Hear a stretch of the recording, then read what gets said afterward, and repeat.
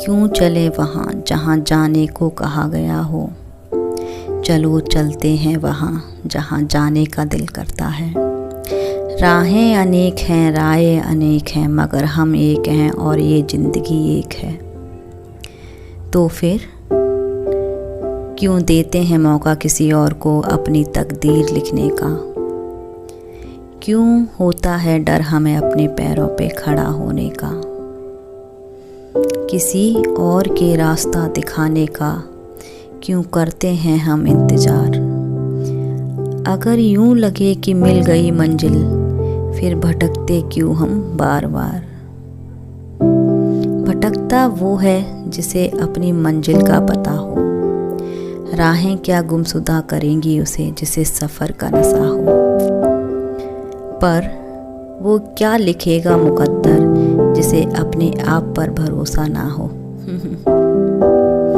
भरोसा तो कहीं रास्ते में खरीद लेगा वो, जिसमें हिम्मत और जुर्रत बेइंतहा हो। हेलो गाइस, मैं हूँ मीतू राठौर और आप देख रहे हैं रीशेप बाय मीतू। वैसे तो हमारे चैनल पे फिटनेस ब्लॉग, डाइट ब्लॉग और एक्सरसाइज ब्लॉग आते हैं, लेकिन कभी कभी हमारा मन कहीं दूर घूमने जाने को करता है।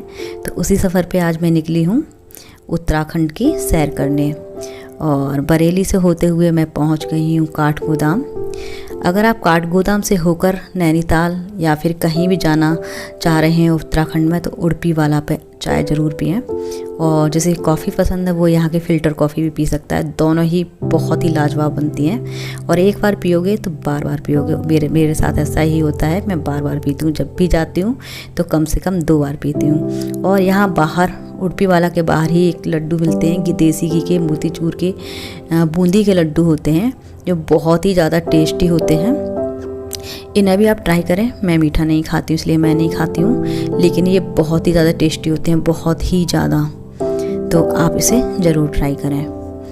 अब हम निकल चुके हैं अपने सफ़र की ओर, और मैं अपने सफ़र में जा रही हूँ मुक्तेश्वर धाम। और उसको जाने के लिए हम काठगोदाम से होकर जाते हैं, लेकिन उससे पहले एक छोटी सी डेस्टिनेशन पॉइंट पे हम रुकेंगे। अगर आप मुक्तेश्वर या फिर नैनीताल या भीमताल कहीं भी जा रहे हो तो एक बहुत ही प्यारी जगह है, एक छोटा सा गांव है। भीमताल से पहले ही राइट साइड पे एक मतलब रास्ता कटा हुआ है, वहाँ से आप जब जाएंगे, ये आप रास्ता जो देख रहे हैं उसी गांव में जा रहा है। और वहाँ पे रिवर पॉइंट है, यानी कि वहाँ पे रिवर के किनारे बैठने का बहुत ही सुंदर व्यू है। और हम पूरा ग्रुप वहाँ जा रहे हैं। मैं एक ग्रुप टूर पर हूँ जहाँ पे बहुत सारे लोग अपनी अपनी कार लेके एक दूसरे से शेयर करके घूमने जाते हैं। तो मैं भी उसी टूर पर हूँ। तो अभी मैं जा रही हूँ उसी रिवर पॉइंट पर जहाँ हम खूबसूरत नज़ारा लेंगे। इस तरीके की ब्रिज से होते हुए हम इस गांव के उस पार नदी के उस पार पहुंच जाएंगे। अगर आपको व्यू इस साइड से भी देख सकते हैं, आप वहीं बाहर गाड़ी खड़ी कर दें और वहां से भी देख सकते हैं, लेकिन मैं आपको पूरा व्यू दिखाऊंगी कि जो नदी के इस पार वाला व्यू बहुत ही ज़्यादा अच्छा है, विलेज की साइड वाला। तो आप इस तरीके से ब्रिज को क्रॉस करके जब आएंगे, तो ब्रिज क्रॉस करने के बाद आपको एक छोटा सा रेस्टोरेंट दिखेगा। आप यहाँ का नज़ारा एक बार जब देखेंगे तो आप देखते ही रह जाएंगे।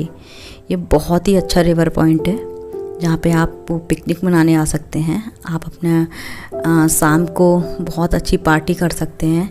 यहाँ पे लोग नाइट आउट के लिए भी आते हैं। और ये रेस्टोरेंट है, आप इसके थ्रू रिवर के इस साइड वाले व्यू में जा सकते हैं।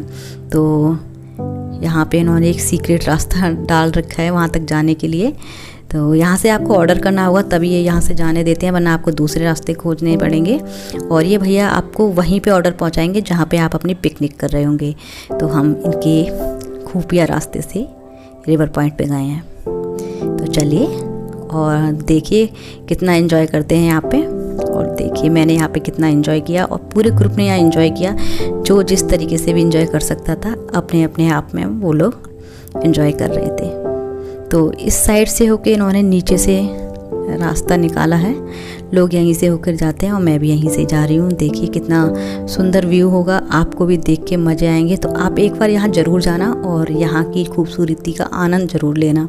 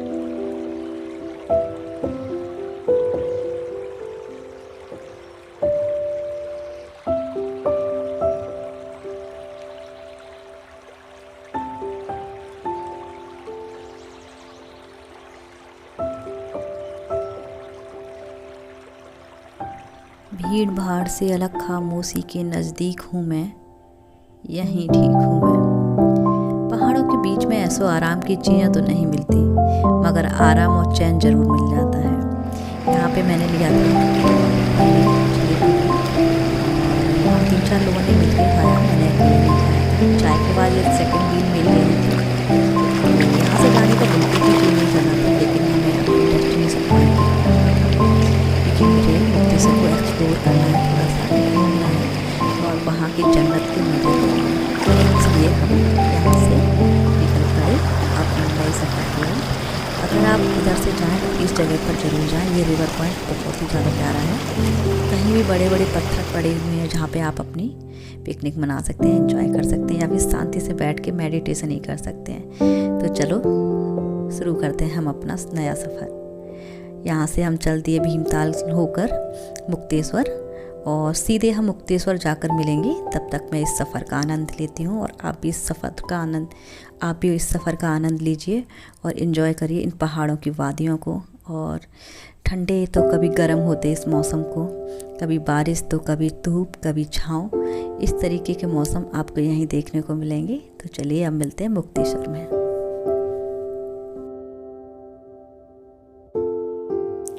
अभी हो गया है शाम के 6 और हम पहुंच चुके हैं मुक्तेश्वर। और मुक्तेश्वर में पहुंच के इतना सुकून मिल रहा था, जो पहाड़ों पे सुकून मिलता है उससे भी ज़्यादा सुकून पता नहीं क्यों मिल रहा था। यहाँ हम लोग सारे लोग पहुँच गए हैं और साइड में ऐसे आप अपनी कार पार्क कर सकते हैं। और फिर यहाँ पे मैं सबसे ऊपर पहुँची हूँ, जिसको हिमालयन पॉइंट बोलते हैं। वहाँ जाके आप यहाँ पे घूम सकते हैं मंदिर, जो महादेवेश्वर धाम है या मुक्तेश्वर मंदिर है। इस मंदिर का नाम मुक्तेश्वर इसलिए रखा गया क्योंकि किसी राक्षस का शिव जी ने वध किया था और उसे मोक्ष प्राप्त हुआ था, तो इसलिए इस मंदिर का नाम मुक्तेश्वर धाम है। और इस मुक्तेश्वर धाम की वजह से इस शहर का नाम मुक्तेश्वर पड़ा हुआ है। ये मंदिर इस सीढ़ियों से होकर जाता है, जो कि ऊपर वो मंदिर दिख रहा है आपको, वो मंदिर है वहाँ पे। क्योंकि हम शाम को पहुँचे थे और कोविड की वजह से मंदिर बहुत ज़्यादा उस समय खुला नहीं था, तो उसमें शिव जी की मूर्ति है। तो वहाँ पे मैंने कुछ ऐसे ही क्लिक्स किए हैं, तो आप देख लीजिए इस मंदिर में इस तरीके का ये मंदिर है अंदर से, जिसे मुक्तेश्वर धाम बोलते हैं। और इसी मंदिर के रास्ते से होकर ही पीछे हम चौली की जाली देखने जाएंगे, जो बहुत ही फेमस जगह है, जहाँ सनसेट बहुत अच्छा होता है, व्यू पॉइंट भी सनसेट का बहुत अच्छा होता है। तो अब हम जा रहे हैं चौली की जाली की तरफ। जैसे कि हर जगह का या फिर किसी मंदिर का, किसी का भी अपना एक इतिहास होता है, उसके पीछे एक कहानी होती है, वैसे इस चौले की जाली के पीछे भी एक स्टोरी है। कहा जाता है कि जिन महिलाओं को बच्चे नहीं होते थे उनको इस पहाड़ी के पीछे कुमायूं हिल में एक मंदिर है, वहाँ पे जाके वो पहले स्नान करती थी पूजा पाठ करके। फिर वहाँ से स्नान करने के बाद इस चौली की जाली वाले पर्वत पे आती थी। और इस पर्वत में एक होल बना हुआ है एक चट्टान में, जो आपको अभी मैं एक पिक के थ्रू दिखाऊंगी।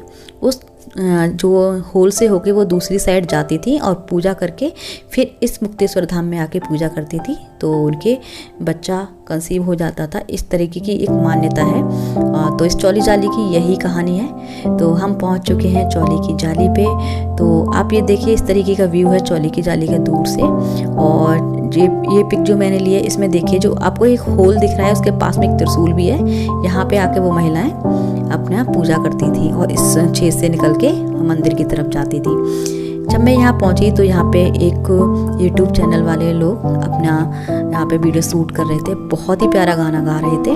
और यहाँ सनसेट का नज़ारा बहुत ही ज़्यादा सुंदर था। बहुत ज़्यादा लोग जगह जगह रॉक्स पे बैठे हुए थे, कभी कहीं इन्होंने सारी जगह घेर रखी थी। बड़ी मुश्किल से बहुत पीछे जाके ये जगह मिली थी, पर वहाँ पे नज़ारा ही कुछ और था। सनसेट बहुत प्यारा लग रहा था, वहाँ पे बजता हुआ एक गिटार, और ये लोग बहुत ही प्यारा गा रहे थे। कुछ रील्स मैंने भी बनाई, कुछ वीडियोज़ मैंने भी बनाए। तो अगर आप देखना चाहते हैं तो मेरी रील्स में जाके देखें, मैं वहाँ पे मैंने पिक्स भी डाली हैं इस जर्नी की। तो मैं इस जर्नी के धीरे धीरे करके सारी पिक्स भी डाल दूँगी, तो आप मेरे इंस्टाग्राम आईडी पर भी देख सकते हैं।